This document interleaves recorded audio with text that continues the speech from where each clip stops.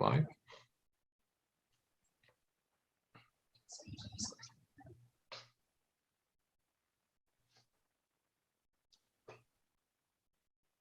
All right, I have the chat up. All right, we are live. Hello, everyone. Welcome to this live stream. I'm your host, Jonathan McClatchy, and I'm here joined by two of my good friends, Michael and Justin.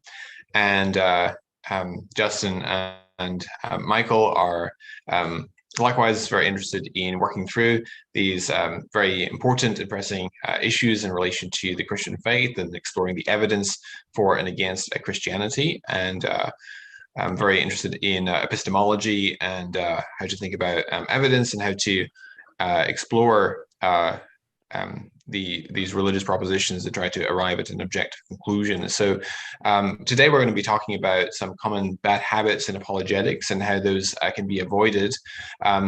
But let's start by introducing our guests, Justin and Michael. Do you want to maybe tell us a little bit about what got you interested in exploring these issues and why you continue to have an interest in these subjects? We'll start with you, perhaps. Justin, do you want to maybe say a little bit to introduce yourself? Yeah, so my name is Justin. I'm a senior at the University of Arizona studying business.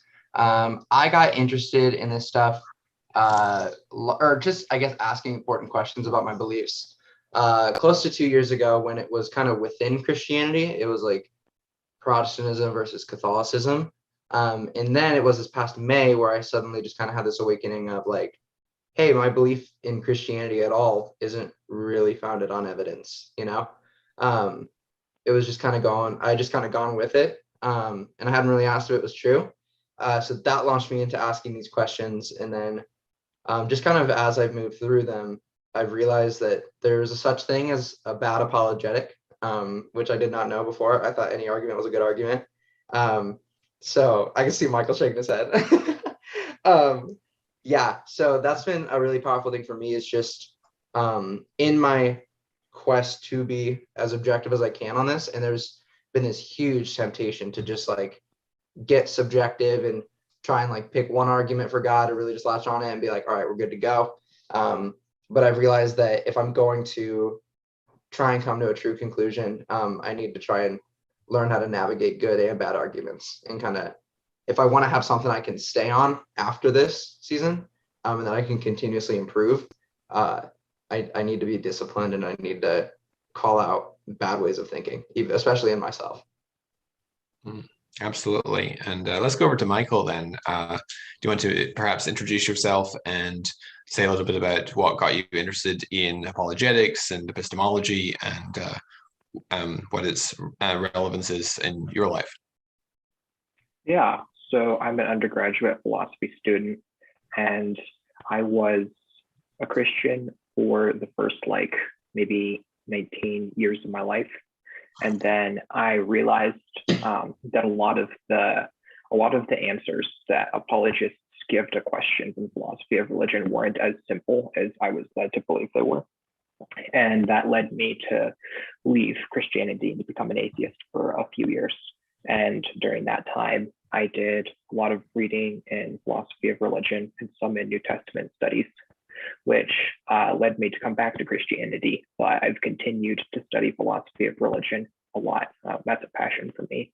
And yeah, it's just the continued realization that as I learn more and more that the issues, I realized how complex they are, and how, that's what keeps me interested, I suppose. The understanding that I think each side, agnosticism, theism, atheism, I think they all offer robust objections, and that in order to continue to offer rational justification for the position that I hold, that it's important to be able to understand what these objections are, to be able to fully appreciate where the different philosophers and scholars are coming from. And so I think that it's good to be able to understand the position and the alternative perspective before trying to criticize them too much. So that's what I try to do.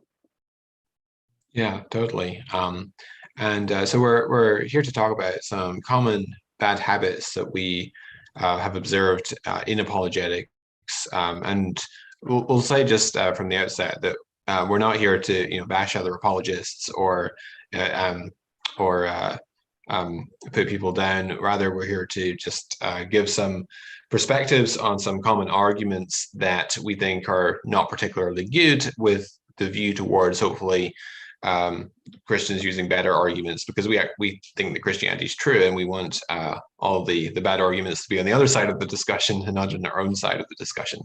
So with that said, where do you guys want to start? Michael, do you have any particular thoughts on where you would like to start in this discussion? Sure. I think a good starting point would be the concept of intellectual virtue in one's study and in one's defense of one's beliefs. I think the idea of epistemic humility is really important, because it's, I think, necessary when you're working through these questions, searching for answers, to realize that you could be wrong with the position that you hold. And I think a part of me thinks that people are sometimes given not so great reasons or perhaps motivations to begin searching. So it's good to search, but a lot of times I think it's common for people to get the idea that they can't be wrong when they search. Like, maybe someone will say, like, if we're right, then we have nothing to fear by searching for the truth, which is good, but it might give the person the idea that they'll never be wrong no matter what they look at, which I don't think is a healthy attitude to take. And I think someone should be prepared to revise their position if they come across evidence that suggests an error. So I think it's good to search, but I don't think it's healthy to not be prepared to own up to a mistake if there is one in your position. Totally, I absolutely agree. I think there's a common misconception about what apologetics is, both within and without the church. Apologetics is often viewed, I think, by people as assuming the role of a criminal defense attorney, where Christianity is the client, and you are defending your client of Christianity come what may. And I think a better metaphor would be that apologetics is assuming the role of an investigative journalist, reporting for popular consumption the results of a fair and balanced inquiry. Apologetics, I think, is not, contrary to popular conception, contrary to open-ended inquiry. Rather, it's coextensive with open inquiry. Apologetics is what we do once the results from open-ended inquiry are in, and now we're reporting on our interpretation of the data, so that other people can be persuaded likewise. So, for instance, Charles Darwin's 1859 book, The Origin of Species, I would say, is an exercise in apologetics in this sense, is offering a defense of his conclusions that he came to, having made the observations that he did on the Galapagos Islands. And I think that it's very legitimate to conclude your inquiry and then to try to persuade others of the legitimacy of your interpretation. Any comments on that, either of you? That's very interesting. When I was an atheist, I had the perception of apologetics as apologists being the criminal defense attorney, sort of defending a pre-existing conclusion regardless of the outcome. And I have to say, I still somewhat hold to that conclusion now, just given the prevalence of that attitude amongst the apologists that I do observe. Do you think that the description that we give to field or subdiscipline should be influenced by the attitudes of its practitioners? Well, I think that there's a distinction between good apologetics, or apologetics as it should be done, versus how it's done by certain individuals. So, I mean, there's bad apologetics in the Christian community, just as there is in the atheist community or in any other community. I mean, you think of people like Richard Dawkins or Matt Dillahunty or an Aaron Ra, that just do really bad arguments for atheism or against theism, and then there's people on the more sophisticated end of the spectrum, like a Graham Oppy or a Jeff Lauder, or John Mackey, etc. And likewise, in Christianity, there are people on both ends of the spectrum. On one end of the spectrum, you have Ken Ham and Ken Hovind, and on the other end of the spectrum, you have people like Timothy McGrew and Richard Swinburne. And so there's the way apologetics ought to be done, and there's the way that it's unfortunately done by some individuals. But we shouldn't let the poor way that apologetics is done or represented by certain individuals completely redefine the way that it ought to be done. Does that make sense? I wonder, I haven't heard Swinburne talk about this. Do you think he would accept the apologist label? I haven't. I don't know him personally, so I couldn't speak to that. I know Tim McGrew does. Yeah, for sure. Yeah. Yeah, I don't know. See, there's really good Christian philosophers like Alexander Pruss and Rob Koons that are just phenomenal. Richard Swinburne, Tim McGrew, they're among them. I just don't know if Koons or Pruss, I'm not sure if they would take that label on. And yeah, I guess for me, that would sort of influence how I'm going to perceive them that way. They're philosophers for sure. That's not disputed. Right. I think one thing that's like really interesting and kind of what we communicate in the church, I think a lot of that definition of apologetics kind of comes from the bottom up. So I think about both seasons of questioning I've been in, first with Catholic Protestant, and then towards the beginning of my questioning of Christianity now.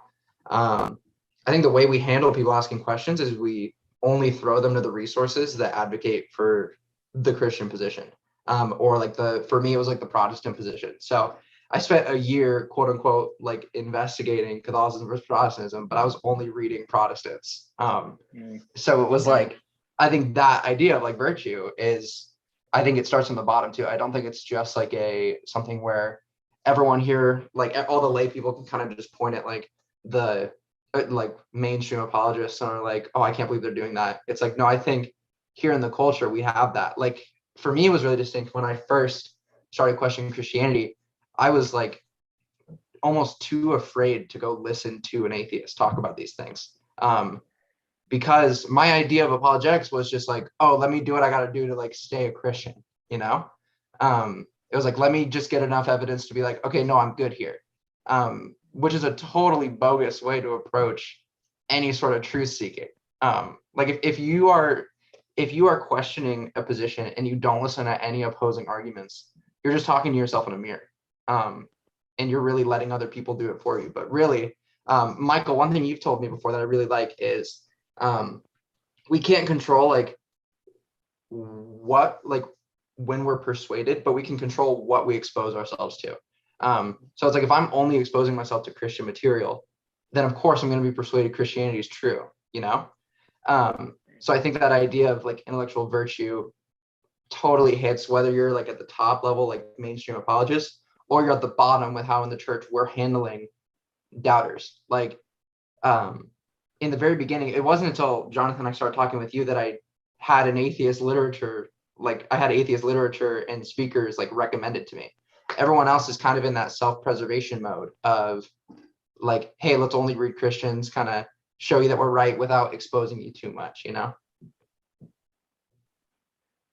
Interesting. Yeah, I think it's I think if one cares about the truth of their belief and not simply about the positive emotions or community that they derive from it, then looking at both sides of the argument is the kind of thing they would do. Maybe your epistemology is such that's not like a hard requirement. That's not how my epistemology works, but maybe you have an epistemology that doesn't require you to do that. But I do think it's a natural outcome of someone who cares about the truth of their belief. I think it's something that you'd expect them to do and something that they would do. Totally. So actually, I don't know the answer to this question. Who were the atheists that Jonathan recommended to you when you first met him? Yeah, so it's been really gradual, just kind of moving with the issues of what we're addressing. And Jonathan's kind of helping me, I guess, build up, I guess. So it's been a lot of listening to things like deconversion stories and things like that. And now we're moving into specific topics where we're finding atheists that are presenting strong arguments in there. And I've also been, I think, just fortunate being in the internet age, for better or for worse, we have access to a lot of people. So it's been relatively easy to find some of these really strong contenders like Graham Oppie and people like that, where you can get to the best arguments. But that's not to say that some people not committing to that virtue aren't creating more noise, making it harder for people like me to find that, and also making it people like me a little bit before this, where I could just kind of sit and call it apologetics when really I was just doing confirmation bias out the wazoo, you know? Yeah. Right. Yeah, and that's you put your finger there on a really difficult problem for people who are newcomers to this debate, or really any debate, and that is, when you're a newcomer, how do you determine who the voices are that are worth listening to and who the cranks are in the field? Because in order to discern who the people worth listening to and who the cranks are, you have to already have attained a certain threshold of knowledge about that subject. But to acquire that knowledge, you have to have already determined who you're going to receive information from. And so this is a question I get asked quite often. And I have a number of criteria that I would recommend that people employ in at least at the initial stages, to determine who they're going to listen to and who they're not. So, for instance, I tell people to be very wary of anyone that tells you that all of the evidence is on their side and there's no evidence against their view, because for any complex topic that we could talk about, whether that be Christianity or evolution or climate change or anything else, there's evidence on both sides, especially when academics disagree, because why would academics disagree if all the evidence was on one side of the issue? Another thing is if the scholar is familiar with the top players that disagree with their conclusion, and if they are willing to acknowledge problems and weaknesses in their own position, and so forth. I really like Julia Galev's book, by the way, The Scout Mindset. I wrote a book review of it on my website, where I talk about some of the lessons that Christians can glean from that work. But any other criteria that you would recommend for people of how they can discern who a scholar that's worth listening to is versus one that they should probably not listen to? I like the idea of looking at the people who publish books. Like, there's certain publishers that are really good, like Oxford University or Cambridge or whatnot, and then just looking at the people that contribute to the books that those people put out, and you'll get a really good idea of who the main contenders are just by doing that. Yeah, and I think one thing that we don't really embrace within Christianity is talking with, if I want to search for the best arguments against Christianity, I shouldn't go ask just any Christian about it. I should ask someone that's familiar with this. So whether it's someone that's involved in these conversations, or asking an atheist, being like, hey, I'm trying to figure this out. Who has the best case? That's not saying they're going to give you the right answer. I'm sure there's plenty of atheists that are that aren't fully in these strongest arguments, just like there's Christians that are listening to not the strongest apologists. But don't be afraid to interact with the people that hold the viewpoint that you're disagreeing with. They're going to be the strongest contender for it, and they're going to want to give you everything they can to help you make the best decision. The way I met Jonathan was back when I was an atheist. I went through a period of time where I was a Jesus mythicist, and I bought into Richard Carrier's arguments. He's got a PhD in ancient history, and he's got a blog where he puts out some objections to the idea that Jesus existed. And one of those articles, he says that you ought to seek out a representative of the opposing viewpoint that is reasonable, informed, and sincere. And you should, if they'll allow you, let you pick their brain and see what their arguments are. Just because if you want to find out about the best arguments, you shouldn't read the people who disagree with them. And so, that's actually how I met Jonathan, because he had his website, and it wasn't the new one that he's got, because I met Jonathan maybe a couple years ago, coming up on a couple years ago. That's actually how that happened. Michael and I got grandfathered in to talk about doubts.com. We're still here from the JonathanMcClatchy.com days. Sure. This is back when the forum was on your personal website. Yeah. Right. Yeah. No, I think, Jonathan, did I email you like August of 2020? Yeah, it was something like that. Yeah. Somewhere there was right after you debated Matt Dillahunty. Yeah. Which I thought was a complete waste of time as far as the debate goes. But Yep. it does. So it wasn't as much of a waste of time as I thought. So it's all about. Yeah. There we go. Very cool. Do you want? I was just about to ask. Do you want to, like? I could give maybe a list of people, atheist philosophers and Christian philosophers whom I consider worthy listening to. Do we all want to maybe give examples? Absolutely. Okay. Yeah. Please. So I mentioned before that I think Alexander Pruss, Rob Kuhns, Tim McGrew, Richard Swinburne, all good examples of Christian philosophers that are very robust and very informed. Now, when you're first getting into these topics, there's also a balance to be struck between those that are rigorous and also accessible, because you do not want to read Richard Swinburne's more complex works or Alexander Pruss on causation or something as your first book.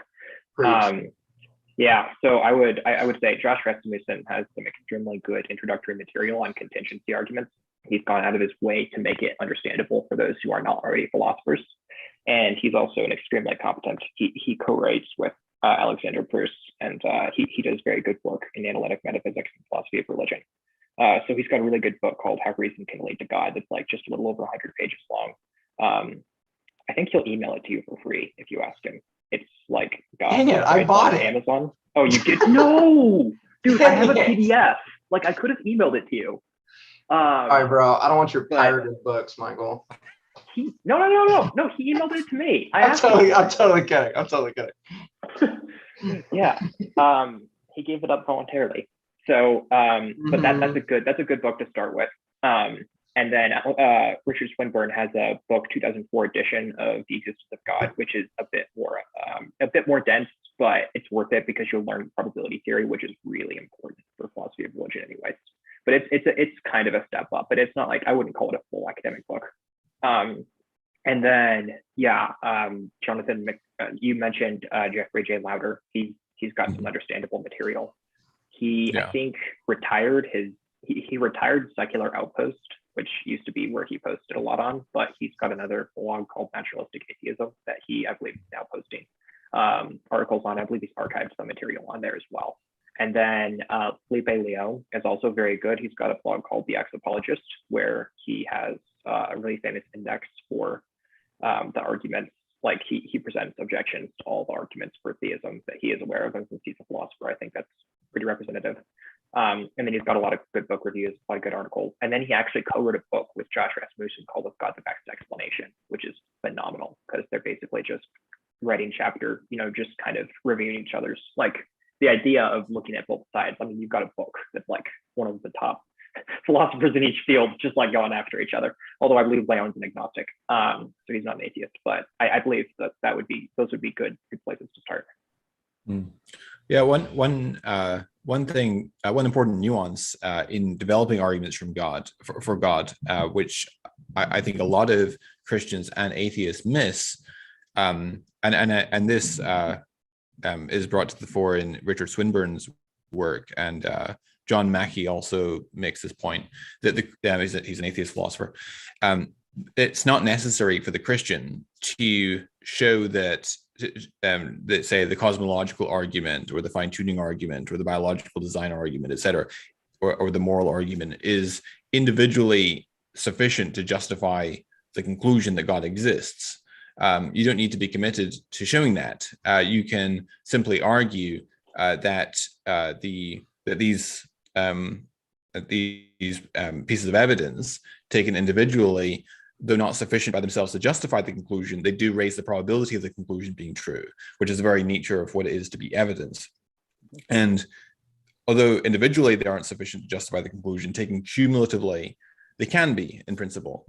And I think that a very common mistake that popular level atheists make is that they think that if they they evaluate, say, the Kalam cosmological argument and find it to be inconclusive, and they move on to the fine-tuning argument and find it to be inconclusive, move on to the moral argument or the biological design argument, find them to be inconclusive, and therefore conclude that theism hasn't been sufficiently justified. But you don't need to, as a theist, show that each of the individual arguments are by themselves sufficient. You can build a more cumulative argument, and the same is true, I think, with regards to the arguments for Christianity as well. Anything to comment or remark on that, either of you? Yeah, I that is just really relevant. I think I've experienced that firsthand in my questioning right now. I spent so much time looking for the smoking gun, looking for the one like knockout argument. And it was just so simple. It was just like, oh, all these atheists just haven't heard this one argument, you know? Just looking for something that's just like bedrock. And yeah, being introduced to probability theory and thinking about beliefs as something that, yeah, are probabilistic and maybe refined in the future to put me in a different camp or something like that. I think that was really impactful for me. And a mistake in a lot of modern apologetics is that we're moving towards certainty. And that's not the case at all, is we just want to be the most likely, quote unquote. Just to advocate a little bit for more deductive style arguments, if you are looking for obviously cumulative case probabilistic style arguments are more than legitimate, but if you are looking for something that you think on its own could establish theism is true, then I think contingency styled arguments are probably the best bet.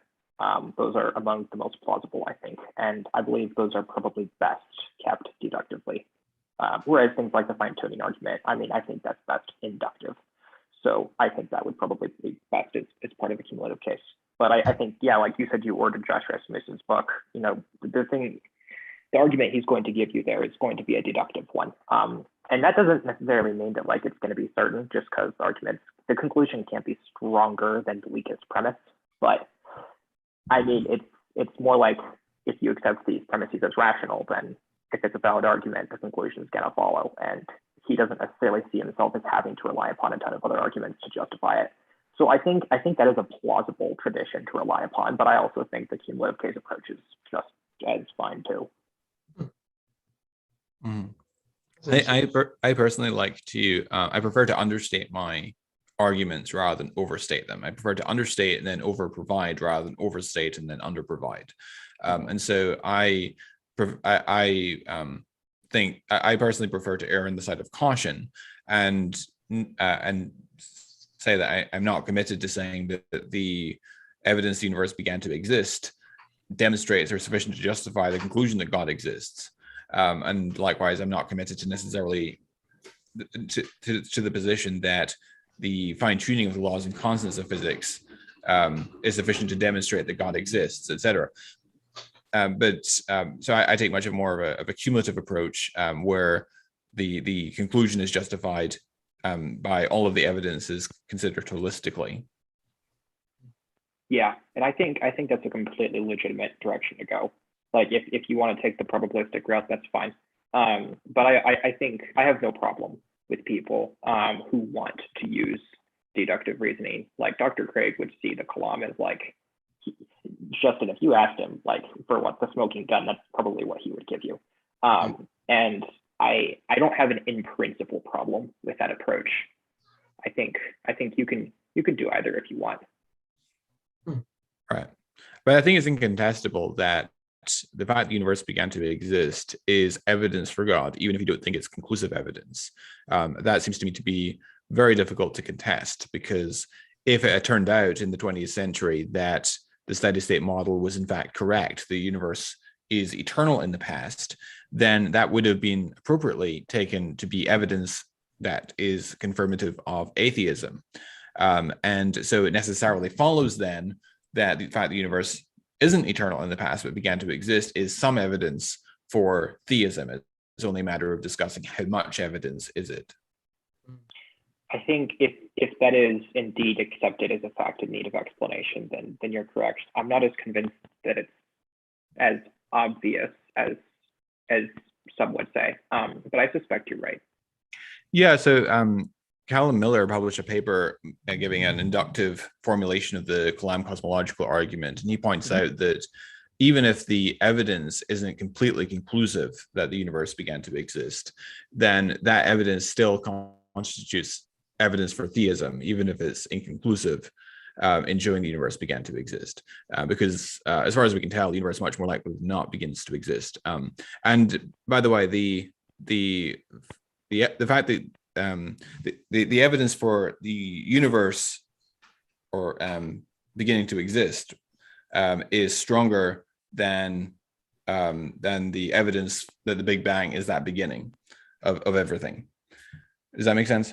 Yeah, well, the philosophical arguments are the ones I take more seriously for causal finitism, like the ones that Alexander Bruce are going to put forward, like Grim Reaper paradoxes and whatnot. I think those are probably the ones that ought to be looked at. But I think Alexander Malpass and Wes Morriston, I think they do some interesting work responding to some of those objections. So I suspect that causal finitism is in fact true, but it's not entirely, and it's not obvious or clear to me that that's the case.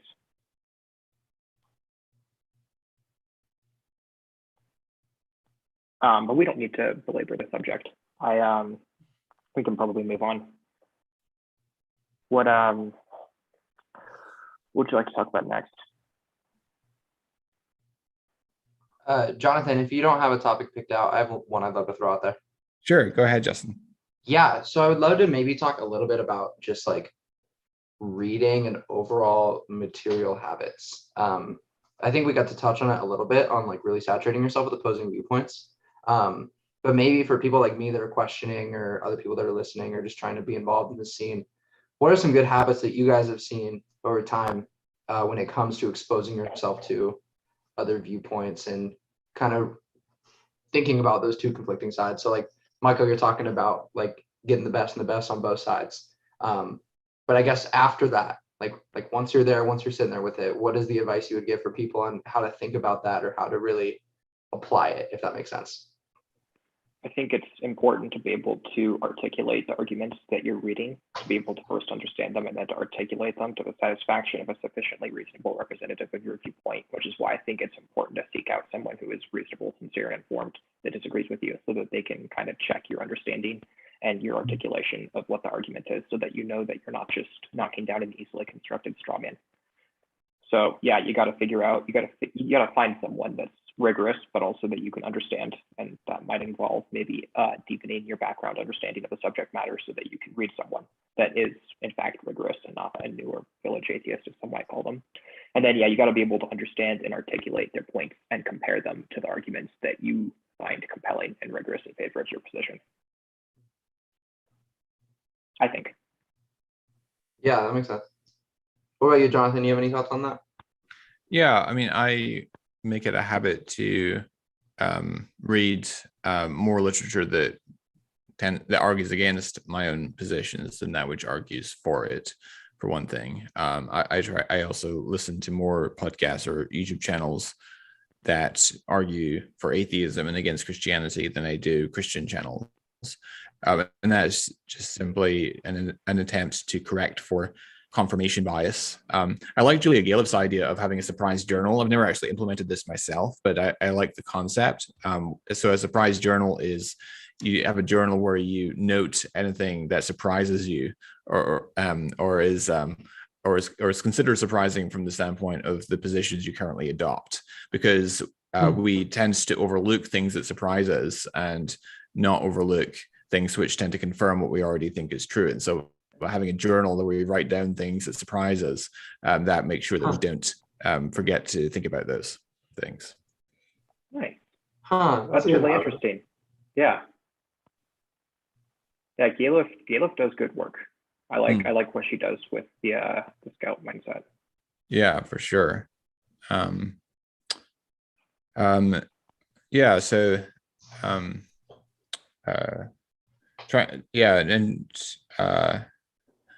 I would recommend trying to focus on one topic at a time, because there's just so many different topics that one could cover.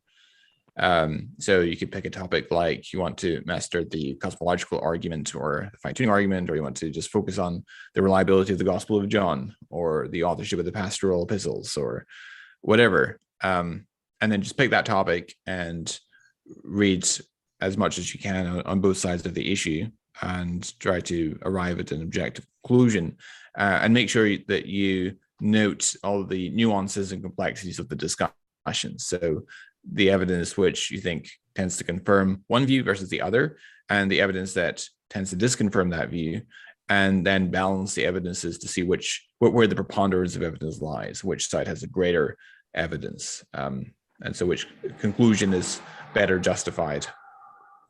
I think you hit on something really important there that I've firsthand experienced in this, is not focusing on a subject. It's like I've been questioning for months now, but because I've been so scattered on it, it's like I'll spend in a week, I could spend time on the cosmological argument, spend time on fine tuning, spend time on the moral argument, hop into the Gospels, hop into the epistles, things like that. I think especially with how easy it is to have a podcast or to have a YouTube channel or whatever, like to just easily access these. So I think I've kind of firsthand experienced what you're talking about there, where it's like, there's a lot of ways I've been like, oh, I haven't made as meaningful progress as if I would have just blocked myself off even for like a month and just be like, okay, I'm going to try and master this. So I just want to emphasize that point. I think you're 100% right on that. Yeah, some of the depth of these topics is formidable, and it's like really, really difficult to get to the bottom of an issue if like you spend just a couple days on something and then move on. Something like the Kalam, I mean, the sheer amount of knowledge that one has to have at one's disposal in order to be able to mount a sufficient defense of something like that. I mean, it's quite large. Dr. Craig really, you may disagree with the conclusion he draws from that point, or rather the premises he marshals in favor of it. But I mean, he knows a lot. He's done so much work defending those premises and the sub premises that he's got. It takes a lot to be able to put forth an argument like that and then sit across from Graham Oppie or from Alex Malpass or Morriston. Morriston's probably the most formidable opponent of the Kalam, and to be able to defend it in the exchanges that he does. So yeah, I wouldn't recommend just moving on really quickly. Pick something and stick with it, because it's gonna be a while if you want to do it justice. Totally. I guess along those lines, I think it probably would be a good idea to let your interests inform which arguments you select, because there's so many that correspond to so many different fields. You mentioned the moral argument, Justin. If you're interested in metaethics, then that's or at least there's more than one type kind of moral argument. But the one that most people know about, the one that Dr. Craig likes to talk about, what is it? If God does not exist, there are no objective moral values and duties. There are objective moral values and duties, therefore God exists. That one. Then yeah, if you're into metaethics, if that's the subdiscipline in philosophy that interests you, then that would be a good direction to look into. Or if you're into more of the physicist's field, then something like the fine tuning might be of interest as well. So it's good to, yeah, probably let your interests inform the arguments, because it might be a long haul. And it'd suck if it turned out just to be arguments that you don't, if you're just not interested in the subject matter. Totally. Another bad habit that I often observe in apologetics is when people speak outside of areas where they're competent.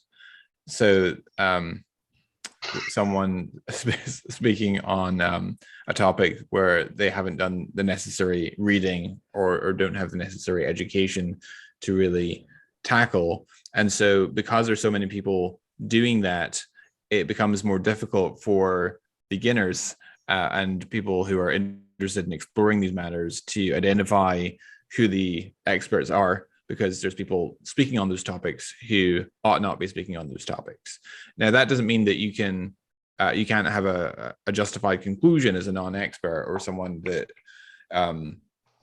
So for example, I've read a reasonable amount on the Pentateuch, like the documentary hypothesis, historicity of the Exodus, and so forth. But I don't have all the information accessible at my fingertips, and so if when I get asked on that topic, rather than trying to get into the weeds on a subject where I'm not an expert, I will refer people to books that I've read, which are written by scholars and people with credentials in those subjects, Egyptologists, etc., which I found helpful, and I'll refer people to these books to go and investigate those arguments. But I think it's we have to avoid the temptation to speak outside of our areas of expertise and knowledge.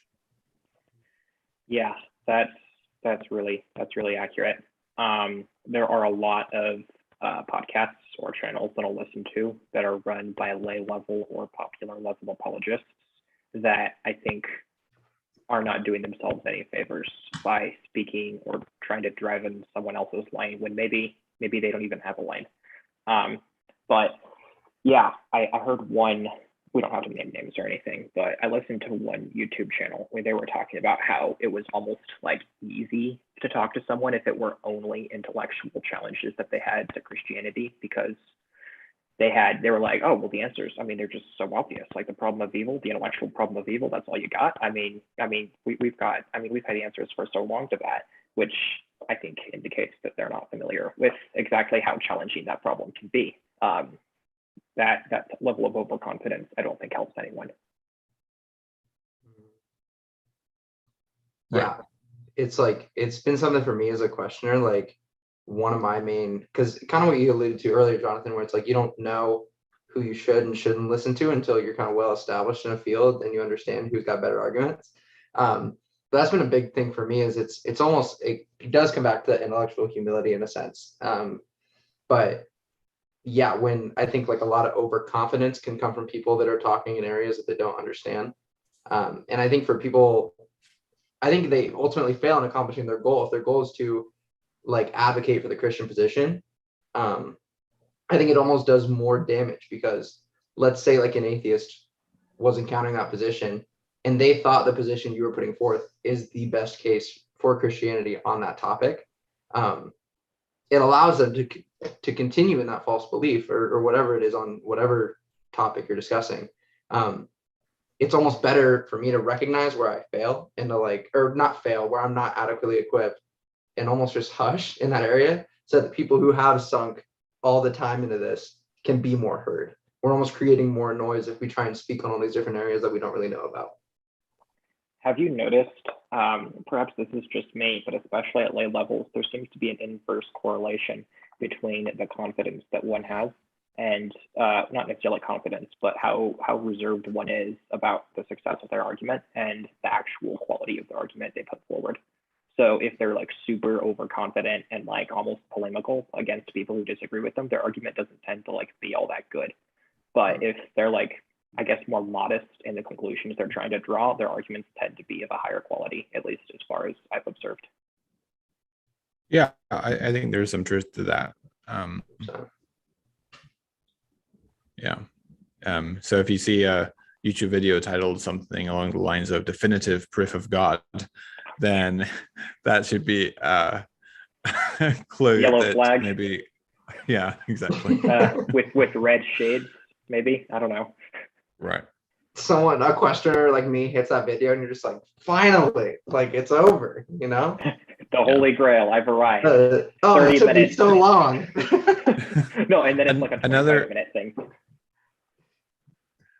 Another bad habit in apologetics is the desire to have gotcha moments where you throw out these really simplistic one-liners.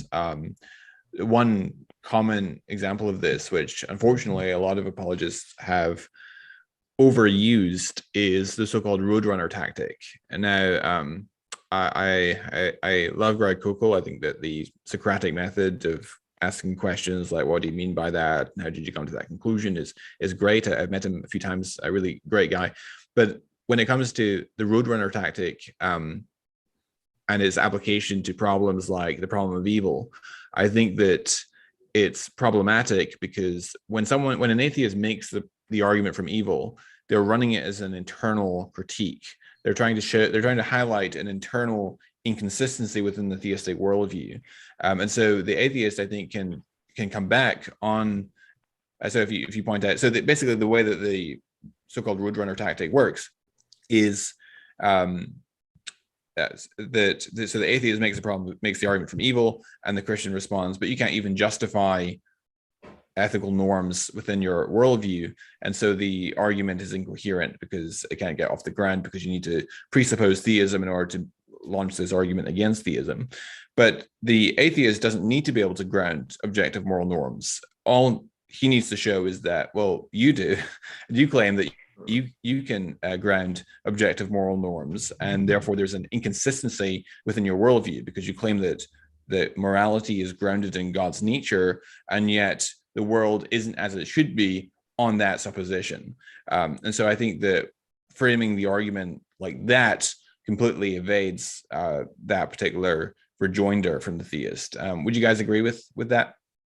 Yeah, I would agree. And unfortunately, it is a very common rejoinder for the atheist who brings up the problem of evil to say, well, how do you ground moral facts? And it's almost assumed that if they can't answer that question, then they shouldn't be raising the problem of evil.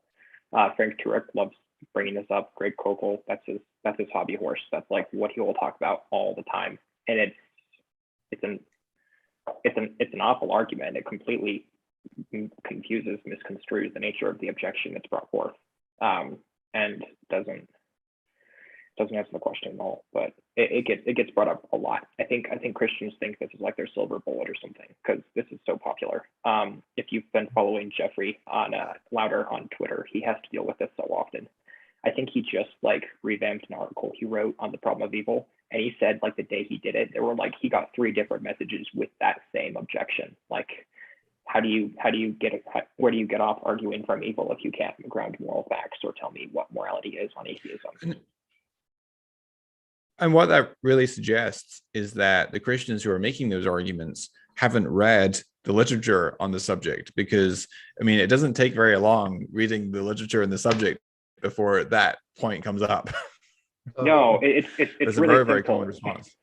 Like, all you got to do is ask to figure out whether there's any evidence. Now, obviously, to figure out whether there's, the quantity of the evidence is a different question. But to figure out whether there's any evidence at all, you just have to ask whether the facts concerning pain and suffering, whether that's surprising on theism and whether it's surprising on atheism. And if the answer to the first question is yes, and the answer to the second question is no, then that constitutes some evidence for atheism over theism. It doesn't tell you how much evidence there is. You have to ask more questions for that. But like the question of how atheists ground moral facts does not come into play at all during the entire process. It's completely irrelevant. This is another example where I think knowing probability theory would not go astray at all. But unfortunately, that's not a very common knowledge set to have.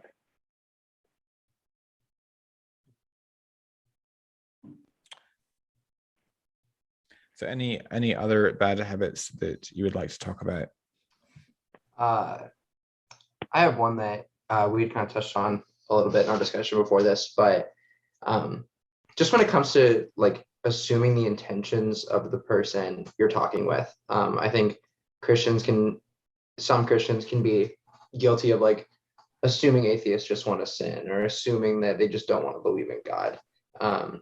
And that was honestly, that was the narrative I bought into before really entering into this time of questioning. And so then when I came across like sincere atheists that were like seeking for truth, I didn't know what to do with it. And it just told them that they wanted to sin. that's exactly no.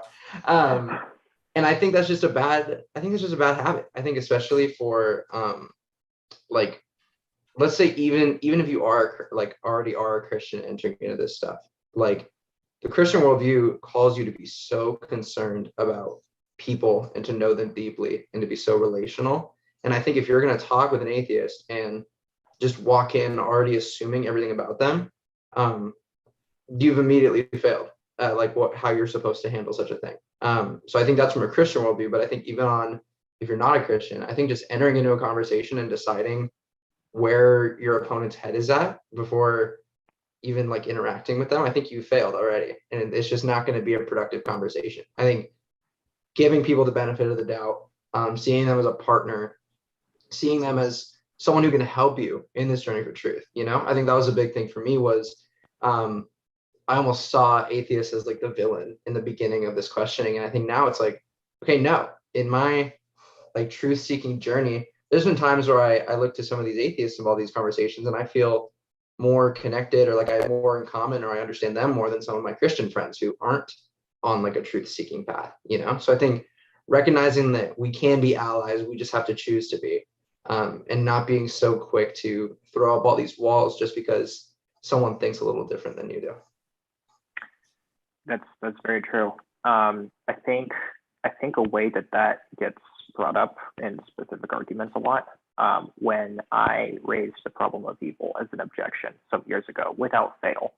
Every single time I brought it up to someone like in person, because I wasn't really on the internet that much, the interpretation that the person I was speaking to seemed to get was that I thought I could rule the universe better than God did, or I thought I knew better than the God they believed in did, or something, which isn't the objection at all. Like, it's because I think that God would do a better job, that I didn't think he existed.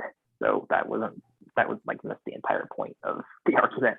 But yeah, I think there's a transference from one's perhaps theological, spiritual study to perhaps apply certain what you may consider to be unhealthy views of theology to the person you're talking to, and assuming that they're maybe confusing something they say, like if they try to make a prediction, or if they try to set forth a moral principle that they think is reasonable to apply to theism, to think that that's not the same thing as saying that they think that they know more than God does or something. That's not the argument at all. And if that person actually thinks that they know more than God does, it's going to be a whole lot more obvious than that. It's going to be unambiguous. You'll know. They'll tell you. So, yeah. I think it was St. Augustine that just said, don't be a butthole. Like, I think that's what this can all boil down to. It's just like, when you're in conversation with people you disagree with, just don't be a butthole. Yeah.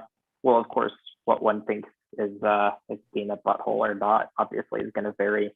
So I think you're right. Like, it won't do to assume intention or motivation behind an argument without that being like established as fact, without the person telling you, or you having ridiculously good evidence that like that's what the person's position is. I don't like this idea that when atheists bring good arguments up, and maybe they get a little flustered. Okay, it happens, right? That doesn't mean that something happened, right? It doesn't mean that they have to have this like tragic backstory where something awful happened in their life and the church like drove them away or something. Maybe, but that doesn't have to be the explanation.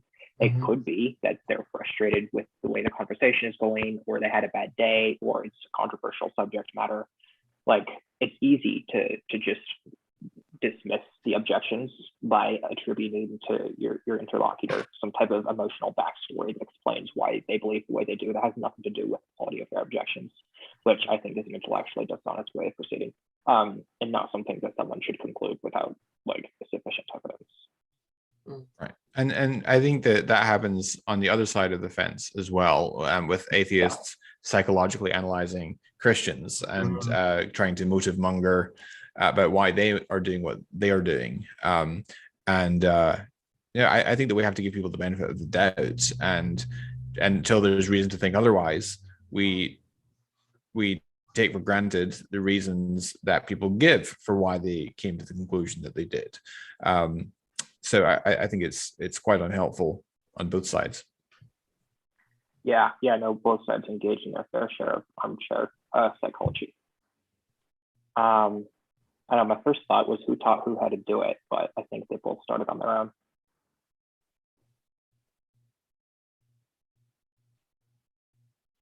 Yeah. Michael, by the way, we have a comment in the chat that says that your audio is a little rough. I don't know if you have another microphone you could switch to or not, but just want to put that there. Okay. I don't do this often enough to be like tech savvy. Am I not speaking loudly, or am I like breaking up in the transmission? No, we can hear you just fine. It's just not the best audio quality, but we can hear every word. So maybe try speaking a different language, Michael. See if that helps. I forgot Klingon years ago. Yeah, so I think it's probably just a mic or whatever. Okay. Yeah. No, I'm sorry about that. yeah, I'm not sure what else to do. I don't think it would help if I took my AirPods out. That would probably make it worse. The guy in the chat said, "Talk louder." You can shout. Yeah, just shout. No. I Jonathan, I had a question for you, kind of talking about these intentions, like with how much you interact with like doubters and people asking these questions and stuff. Is this something you see like frequently hinder people's ability to dive into this information? Is like just the narrative they have on people's intentions and stuff? Sorry, say the question again. But yeah, so like just with all the people you've talked with that are questioning and things like that, is it something you see pretty frequently, like pose an issue for people, just their preconceived notions on atheists or on Christians or things like that? Is this something that comes up a lot that can be a major obstacle for people? I don't think so among people that are doubting. It's more an issue among overconfident people on both sides. I do get a lot of people that comment on their frustrations with the church and with Christians and the anti-intellectualism and people engaging in confirmation bias. Unfortunately, that's just something we have to deal with or live with on both sides of the issue. But yeah, the fact that there are people on our side that engage in poor reasoning isn't an argument against our side being correct, because there could be better arguments, and I think that there are better arguments. Interesting. Paul Draper, I don't think makes this argument anymore, but Jonathan, did you ever hear about the meager moral fruits of theism? Did you ever hear him make that argument? Which argument, sorry? The meager moral fruits of theism. It's essentially an inference from the fact that if you would expect the one true religion to produce better moral qualities in its adherents than other false religions, then the fact that Christians don't tend to behave better than other religions would be, admittedly, he said himself, weak evidence against Christianity or theism. Yeah, I mean, I've heard people make that argument.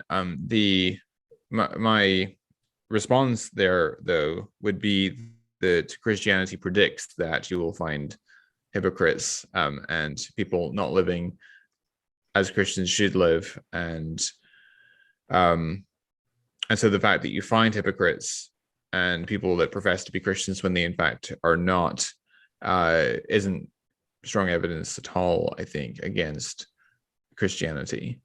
Not strong. He said weak. Yeah. I'm not sure I'd even say weak evidence. I mean, Christianity predicts that to be the case. So the fact that you find it can't really be taken as evidence against it. I think he stopped making the argument because he said he thought the data on sociology was ambiguous and not something that he could use in support of his premise. But he seemed to think the connection between, being the one true religion and producing morally superior characteristics in its adherents, he seemed to think that was, I think, a good premise. Yeah. And I see the intuitive appeal to that. Sure. I mean, one has to distinguish between people who are actually indwelt by the Holy Spirit versus people that profess to be Christians but are not. And I think it's very difficult to do that as an outsider.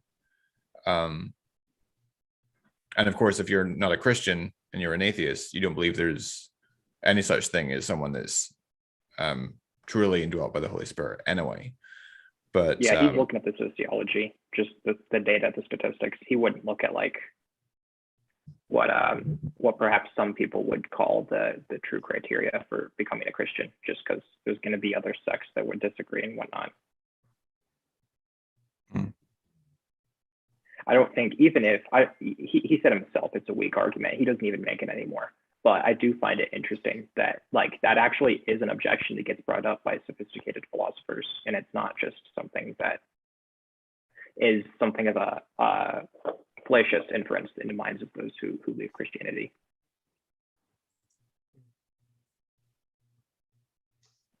I I have a new topic I'd love to get your thoughts on if you guys don't have a next one picked out. Sure. Go ahead.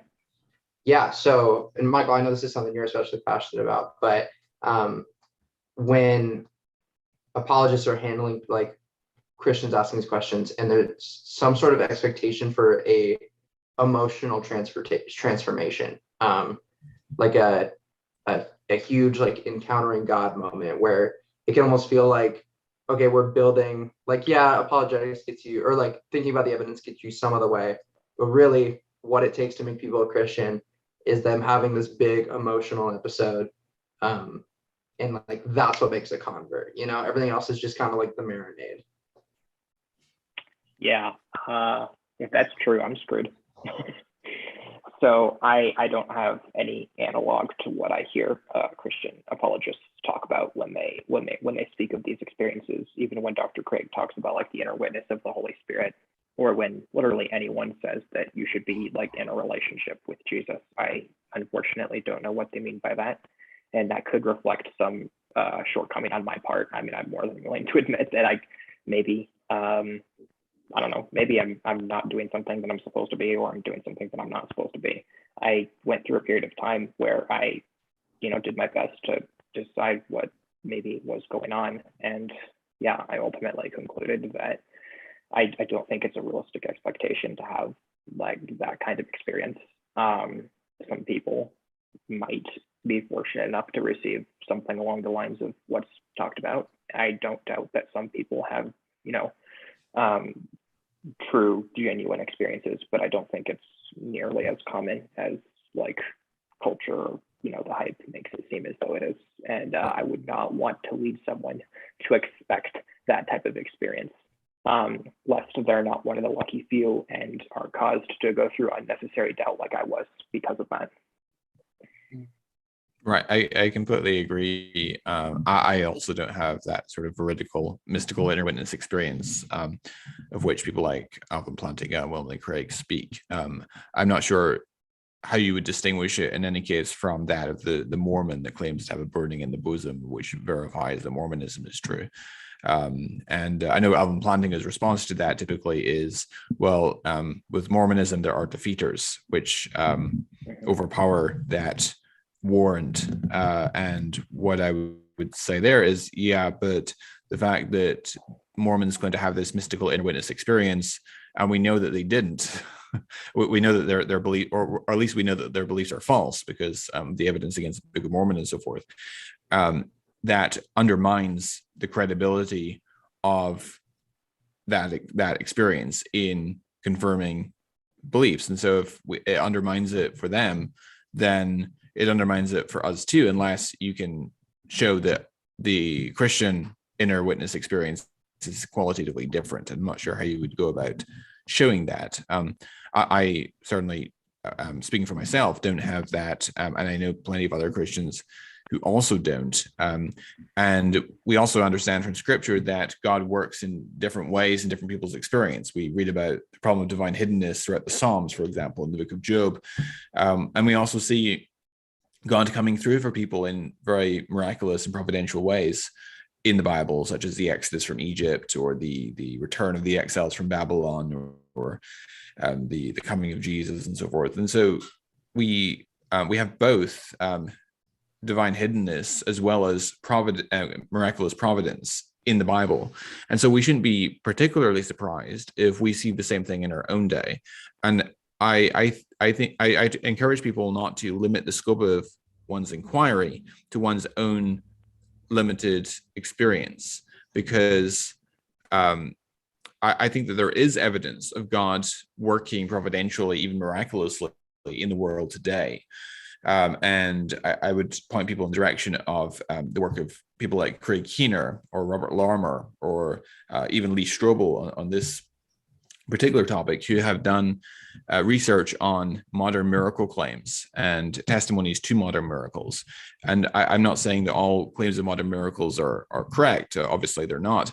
But there seems to me to be enough of them which are sufficiently well supported by testimonial evidence, as well as even physician reports, even medical records in some cases, which seems to be seems to be sufficiently compelling to make me think that there is something to it. And so if my own experience of a miracle should be good grounds for thinking that God is working in the world today, then surely testimony from others in principle ought to also be sufficient if it's of sufficient quality.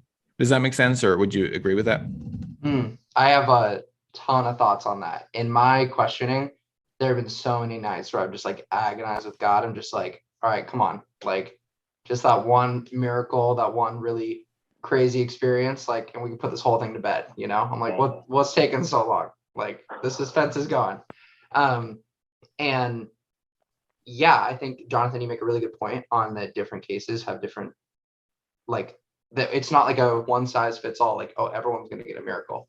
I can't believe I'm going to say this, but I actually have an article on my website talking about one possible explanation for God's miraculous intervention in some cases, but not in others. Just for background for anyone too, Jonathan's catchphrase is, I have an article on my website about that, and I cannot believe I just got to use it on your channel. But yeah, I think it is a really powerful thing. I think it's a big expectation that we set in modern Christianity, is these really powerful emotional experiences. I think we see it within Christianity too. There's been a lot of times where I'll be wrestling with some sort of doctrinal or scriptural stance, and some of the answers that I've been given are, oh, well, like pray about it, like almost as a substitute for thinking about it.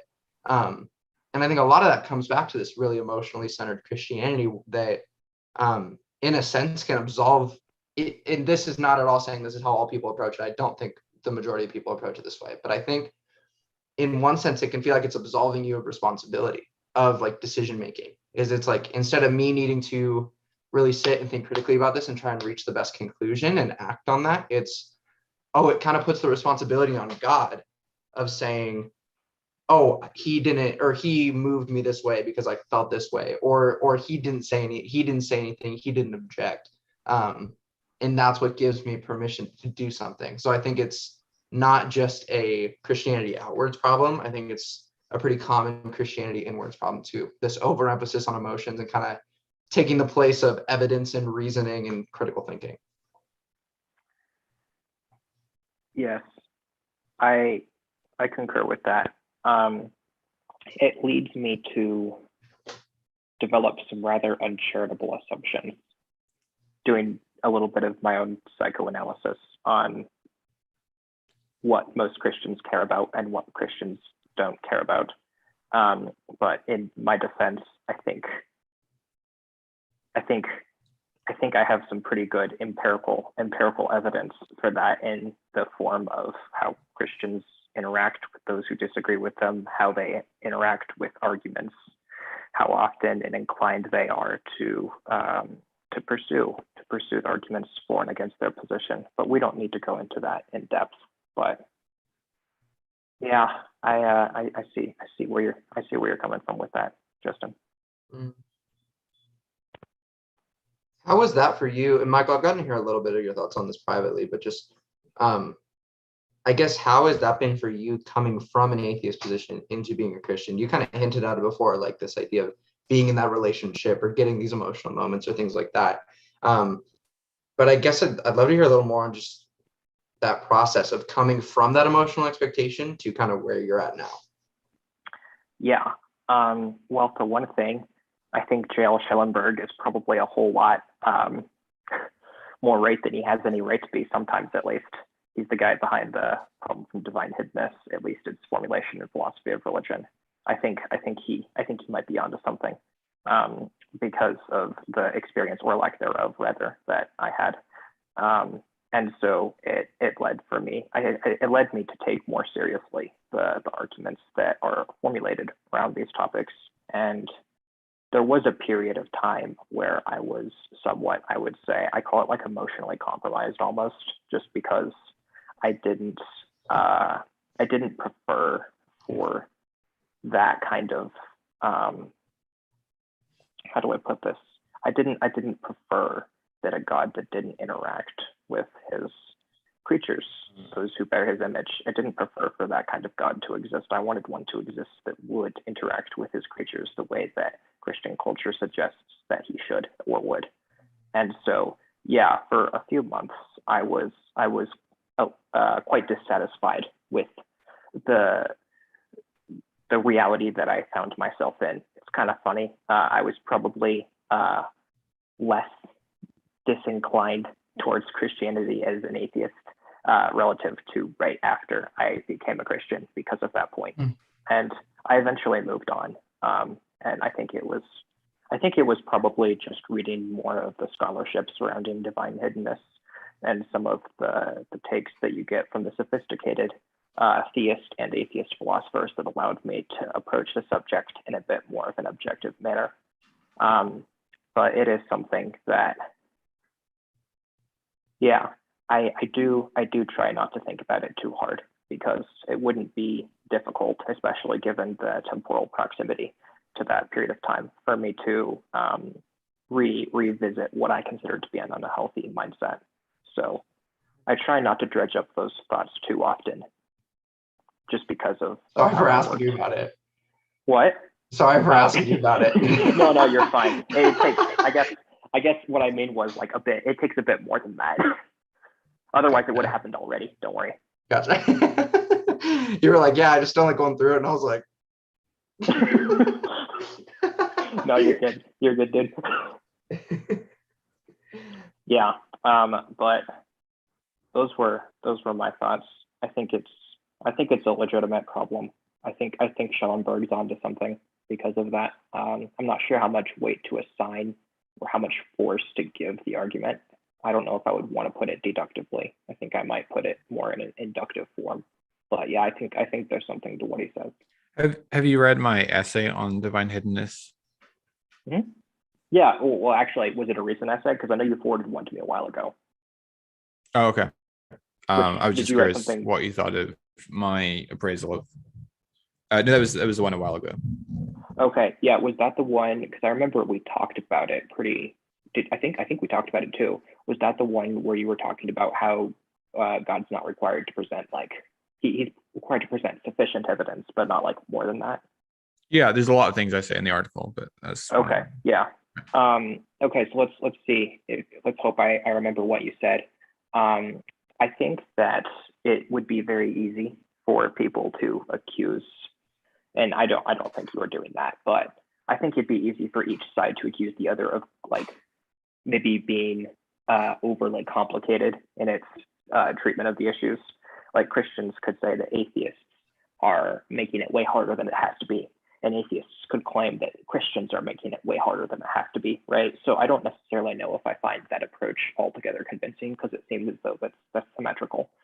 I think, and I also think that the problem that Schellenberg raises, it's specific to a certain class of people. He doesn't talk about just anyone. So it's not just like Christians who wish they had maybe more of an experience. It's non-resistant non-believers that Schellenberg wants to talk about, those who don't believe, but also are not resistant to the idea of theism and are open to relationship with God. So I think it's those people that he would make the inference to atheism from. And I suppose I think that, yeah, I think he's got a point. And I think I'm trying to remember what, Jonathan, could you remind me more of what you said? Because I remember a couple things, but I don't remember everything. Sure. There's quite a number of things that I would say on the problem of divine hiddenness. So one is in regards to the existence of God in particular, I do think that God is hidden, because I think that that God's existence is revealed through creation, and in particular biological systems. And I think that so Dawkins famously says that Darwin made it possible to be an intellectually fulfilled atheist. And what he means by that is that prior to Darwin, in 1859, it was widely taken for granted that God exists. And one of the flagship argument for that would be the designoid features of biology. And then Darwin came along and he made it possible to be an intellectually fulfilled atheist by showing how you could explain the appearance or illusion of design, as he saw it, without recourse to an actual designer. And I would maintain that Darwin actually got it wrong. And therefore, we're back to where we were before Darwin. And actually, it's the problem or the challenge to naturalism from the designoid features of biology is far more exacerbated now than it was in the days of Darwin or before Darwin, because of the modern advances in the life sciences. We now understand the information basis of biology and that life is governed by molecular machinery and so forth. And so I think you don't need to be in order to be rationally justified and coming to a conclusion, you don't have to be first confused by a bad argument and then unconfused by the response to that bad argument. So I think that that discerning the existence of God from natural theology is not difficult. It's only made artificially difficult by bad scholarship that gets in the way, that has to be refuted. Okay, I didn't want to assume that you said that, but I thought you might have. So okay. Did. So yeah, a couple things I'm remembering more clearly now. Yeah, first of all, and we've talked about this, but I'm not at all convinced that these are bad arguments, as you are at least. So I suppose that's not going to be of great assistance to me. But also the nature of what Schellenberg talks about seems to be more relational rather than data or evidence-based. It's the idea that someone who is open to a relationship with God would have, and obviously God being morally perfect and loving would want a relationship with all finite creatures. So he would, right. It's more along the lines of them being in like this positive reciprocal developing relationship, as opposed to making an inference from biology or life sciences, say. No, sure, I agree, and that was only one aspect of my case. Obviously, there's a lot of other things that need to be said. Okay. But I would also say that it's very difficult, I think, to show that sincere unbelievers exist over the course of their entire lifetime. And so, if someone is a sincere unbeliever at time X, it may simply be the case that God's not finished with them yet. Okay. So I think that's difficult to show, and also it's even conceivable, I think, that God intentionally hides himself from certain individuals because he knows that they would reject him given more evidence anyway, and that would make them more culpable, and therefore they would be subject to greater condemnation, and so that could even be seen as an act of divine mercy. So that's also a consideration. I think Schellenberg talks about like Amazonian tribespersons that don't appear to even have the concept of God in their minds and go through their entire lives without like even being aware of what the concept would be, and thus cannot be resistant. So with the Amazonian tribesperson, or the person that's never heard the gospel, that's a question that often comes up, and I don't see that as really a potent objection against Christianity, because we don't really know a lot about what God's arrangements are for such individuals, and it may be that God has alternative arrangements. Perhaps he reveals himself in special ways to people that otherwise wouldn't have the chance to hear the gospel, or perhaps he appropriates to them the grace made available through the cross of Christ, based on what they've done with the knowledge that they had, or the information they had available to them through the created order. We just don't know for sure, and so it's very difficult, I think, to mount an argument on the basis of what we just don't know, right? Well, the question isn't about soteriology or like salvation. It's about how we can predict, God's having a relationship with them. So it's not like what's going to happen after they die. It's more like, why wouldn't God have a relationship with them now? And it seems as though he would, at least given standard Orthodox conceptions of theism. So I think that the relationship that we're talking about when it comes to God is different from how a relationship between people is. And I think, we've kind of touched on that a little bit already, because I think it's unhelpful when people go around saying that Christianity is not a religion, it's a relationship, because then that gives people this false expectation of kind of a human to human interaction, which is not the sort of relationship that we have with God. And it wasn't the sort of relationship that people in biblical times had with God either, for the most part, anyway. Yeah, I do think that there has to be some resemblance, though. Otherwise, we just shouldn't use the term at all. And it doesn't appear as though these tribes persons, since we're using them as an example, it doesn't appear as though they have anything remotely resembling the term relationship, like at all. So I don't know if maybe a different term would be more helpful, or like I said, I think Schellenberg's onto something. I just don't think it's conclusive or lethal, but I think it's a point worth looking at. I agree with you 100% on like terminology surrounding that like establishment with God, because I agree kind of with what you hit on, Jonathan. Like when we use the word relationship, the only context we have for the word relationship is pretty much something visible or something you're like tangibly interacting with in some way, which is not to be expected on Christianity. So I would actually agree with where you're heading with that, Michael, of redefining the term or picking another term to describe humanity. Okay. Yeah, I think just when we come to articles of divine, or when we come with arguments relevant to divine hiddenness, I think a lot of people's objections, and I'm not familiar with like the high level stuff, I'm more talking about people like me that are just kind of intro on these discussions. A lot of that is like, hey, I have this expectation of what a relationship is because of all the relationships in my life. And I know we're talking about redefining the term, but my relationship with God is so different than that. And I think that that's why this can be such a big issue for a lot of people. It's just because it doesn't require me the same kind of, I don't have to, every time I'm like talking with my girlfriend, I don't have to like reason myself that she's right there, because I can just see her and interact with her. And with God, it's very different. So I think maybe that's where, for you guys are both very well educated in this, obviously, but just speaking for like the layman right here, I think that can be where a lot of the divine hiddenness and relationship issue can come from, is just a loaded term. Yeah, I think a fair constraint to be placed is that whatever word we're going to use, belief in the existence of God ought to be a necessary precondition for whatever term we're going to talk about.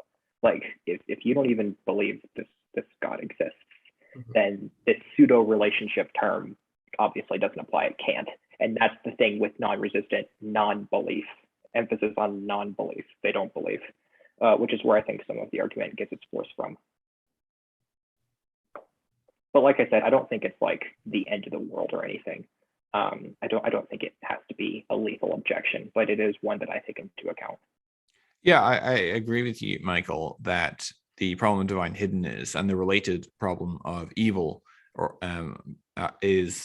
constitutes some evidence for against God. I think it is a problem. So I'm not saying that it's not a problem. I'm just giving some possible solutions. Which, I mean, there's, with the problem of divine hiddenness and the problem of evil, I don't think there's any solution that's fully satisfying. But I agree with you that it's not a lethal objection. And I think that there are greater challenges to non-belief than there are to belief. Yeah. I'm inclined to agree, obviously. Right. Yeah, I think Evil is an interesting one too, because I've heard Trent Horn, Catholic apologist, he says that he thinks that hiddenness should be like recategorized as like an evil, where the evil is divine ignorance. And so he thinks that the problem of evil should be like an almost encompassing term, where it's meant to take what most people think of as two separate arguments. Anyways, yeah, what you were saying just prompted me to think of that. I think Trent Horn is a pretty sharp guy for what he does, and he's also very charitable and pleasant to speak with. I love Trent Horn. Good. Mainly because he is so outspoken for his love of chocolate milk. That immediately puts him like high up on my list of apologists. Yeah. Did you see that recent video that he put, or maybe it wasn't recent, but like that memory he had when he was in high school, like singing to his friend? Did you see that one? He put on his YouTube channel. Yeah, I guess he was a jokester kind of when he was in high school. And like during assembly, he had this friend that graduated a few years back that was the daughter of a teacher that he had like something of a contentious relationship with. And so he like planned it out in advance and got like the jazz band to put on a song and everything. And he like planned the interruption of assembly on the entire like basketball court. and he was just like, he had this like top hat and vest on, and he was singing, I can't remember the song, but he was just like, and she knew what was happening, of course, and her mom, that was his teacher, was just like in shock the whole time. It was hilarious. You gotta love him. Yeah, no, I wouldn't. Yeah, no, he's got it on his channel. There's like actual video of it because they know it was going to happen. His friend had it on camera. Do we? I just realized we were talking about bad apologetics originally. Do we have anything else on that we want to? Oh, right. Yeah. I was like, I feel like I'm forgetting something. We started off somehow. I feel like I had. Okay, I do have like a couple more that are somewhat like not quite. We weren't going down. We weren't about to cover them or anything. But there's one particular misconception that I think is quite egregious, wherein atheists are construed by apologists as thinking that like either everything caused nothing, or nothing was caused, or nothing caused everything else to exist. You said everything caused nothing. You mean nothing caused everything, right? Oh, did I switch the two terms up? Yeah, okay, yeah. Well, the point is that there's this burden that is assumed that atheists hold, where they have to. I think it's a somewhat unrealistic expectation, because most of the time the alternative that either something always existed or something was eternal, or the concept of nothingness is notoriously understudied by most lay apologists in the first place. So alternative explanations that could be adhered to or appealed to, I think, are ruled out, and I don't think it's a particularly charitable way to construe naturalist or atheist positions. I know absolutely nothing about this, so I'm okay. Jonathan, you got anything? Yeah, I'm sorry. Go ahead, Michael. I was gonna say, I think it's a legitimate question to ask, like how something came from nothing, but I think also that the idea that the atheist doesn't necessarily have to think that there was such a thing as nothing ever, and to also understand what one means by the term nothing before one thinks of it too much, is important, because it's a complicated topic, but it's dealt with like it's some really simple knockdown question, gotcha moment kind of. Right. Exactly. And obviously the proposition of God also has to reckon with the fact that we're postulating something that happened before, if before is even an appropriate word here, time began. And so how does that work? How do you have causal relationships where you have a being that exists before time itself? Because before is a temporal relationship. And so, as you know, William Lane Craig's response on that particular point is to point out that you can have a simultaneous relationship between cause and effect. So if you have, say, a pool of water that exists from all of eternity at 0 degrees centigrade, then the water is frozen. So you've got there a simultaneous relationship between the cause and effect. The cause didn't necessarily precede the effect temporally, but exists co-eternally with it. So you have a simultaneous relationship between cause and effect. And so William and Craig would argue that that you likewise have a simultaneous cause and effect relationship between God and the universe. And one could postulate that that the universe is the universe is like a thought in the mind of God, which is actualized at time t or whatever. And William Craig argues that the only way you can have a temporal effect or an eternal cause produce a temporal effect is to postulate a mind, because if you have an eternal set of necessary sufficient conditions, the effect is necessarily there. And so if you have a mind, then that mind can freely choose to bring something about at time 0 or whatever. T0. Yeah.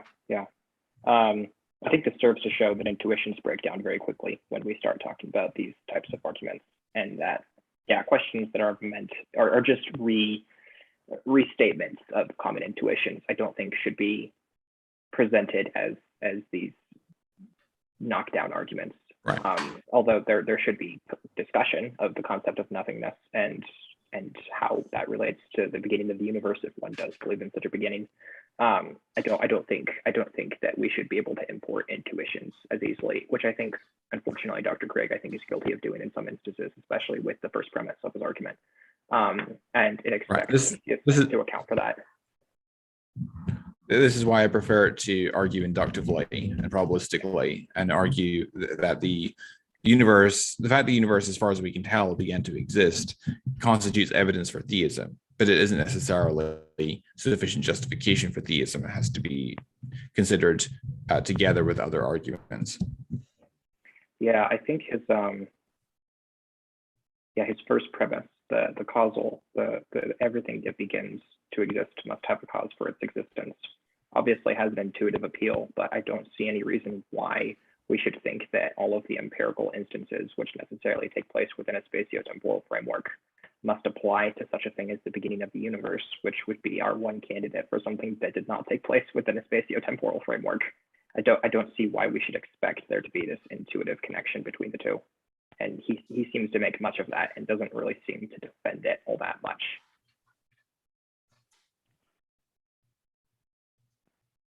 But I suppose, yeah, inductively, yeah, okay, yeah, framing it inductively might get around some of those. See, I'm not used to the inductive formulation because I think of people like Craig or Coons when I think of the Kalam, and they don't do things inductively. So I haven't spent much time thinking about how that would work. They do things. I can send you a paper on this if you want. Yeah, the one by Callum Miller. Yeah. Yeah. Okay. Yeah. Go ahead. Yeah, I'd probably read that. He does probability theory pretty well, doesn't he? Did I hear you say that once? Yeah. I haven't interacted with his work once much, but yeah, I think I recall you saying that. Cool. All right. All right. So it's getting late here. Do you want to do one more or call it tonight? Yeah, there is a difference in the time zone, isn't there? We just gotta start flying you out for these, Jonathan. I said we just gotta start flying Jonathan out for these. Yeah. We just gotta have him on our half of the country. Yeah. There we go. What time is it where you're at, Jonathan? It's 10:35. Okay. Yeah. We don't need to go too much longer. I don't know what your plans are for the rest of the night, but I don't want to keep you up too much longer. Yeah. My plans for the rest of the night are to sleep. Okay. Yeah. Me and Michael can just keep broadcasting on your channel. Don't worry about it, Jonathan. No, we'll just do one of those like 5.5 hour streams where people just like come in and out, and then we like eventually fall asleep with it still going. Yeah. Yeah. No, it's like 8:30 where I'm at, so I'm like. I don't know if you've ever checked out the Digital Gnosis streams, but they can last for 9 or 10 hours. Oh my gosh! Remember the one that like it was where they addressed Tim and Lydia Micker's arguments, and they started at like 8 in the evening. And I tapped out after 2 hours. I was like, okay, guys, I have to go to bed now. And then I woke up in the morning and they were still going. Like, oh my gosh, how do you keep up? Like, do you just eat in front of the camera? Like, how do you do this and not like sacrifice quality? Yeah, well, they're based. And Nathan Ormond is based in the UK. Yeah. So they have a bit of a different time zone, but yeah. That was a dreadful video, though. I don't know if you recall, but it had a lot of problems. I actually commented on it in a recent article I wrote. Okay. Yeah. I only watched the first 2 hours just because I didn't want to watch a 9-hour video. Like I didn't want to do that. I don't have time to sit down and just make it through. Like 2.5 hours is probably my limit. Like that's at the point where I'm like, okay, I'm gonna leave now. I have I think a bad habit in apologetics that I would love to get your guys' input on. Just for me as a layperson, I think one mistake is you can find two really polarizing end of apologetics without really a middle area. So you find like overly simplistic arguments, and then you find like scholarly stuff like that is so like that isn't making an effort to be understandable. I'm not saying it isn't necessary all the time. I totally see where it is, but I think you see some people that are just really comfortable in that and don't see or don't put in the work to maybe make it more edifying for like a lay person. Well, yeah, because it's not their target audience. Right. I'm talking about for like apologists seeking to reach like maybe popular level, maybe some scholarly people that are trying to interact with more lay people content. So like when you see scholars come on maybe some more mainstream apologetics platforms, or even just trying to push out texts that lay people can, I guess, relate to. Like, I think that's why C.S. Lewis relates so well, or why he is so prominent in a lot of Christian circles, is just because, and I'm not at all saying that C.S. Lewis is like top of the food chain on epistemology or whatever, but I just think that they're one bad habit in apologetics that I've even seen in myself in my limited progression is almost wanting to stay at like a higher level where really there should be this desire to ultimately reach like the masses to make your arguments, I guess, more useful. I think different people can, I think, you know, I don't think Alexander Proust has an obligation to make himself understandable to me, or anyone that doesn't have the training that he does. But people like Josh Rasmussen, who are gifted in communicating to the audience and also has something resembling the knowledge that Proust does. I'm not sure what exactly the difference is between them, but he's up there.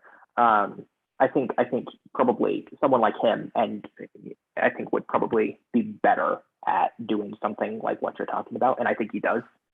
So I don't think every philosopher needs to do that, but people like Rasmussen, I think it would be highly beneficial if they do what he does, and to make it very understandable, and to try to come up with ways to.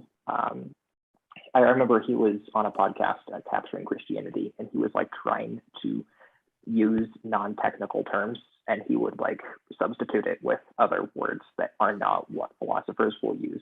And he says he's trying to come up with ways to just make the material more accessible.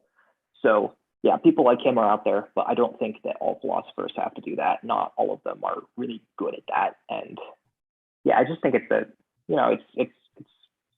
case by case.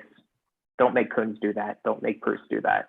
But Swinburne's pretty good at it. Rasmussen's really good at it.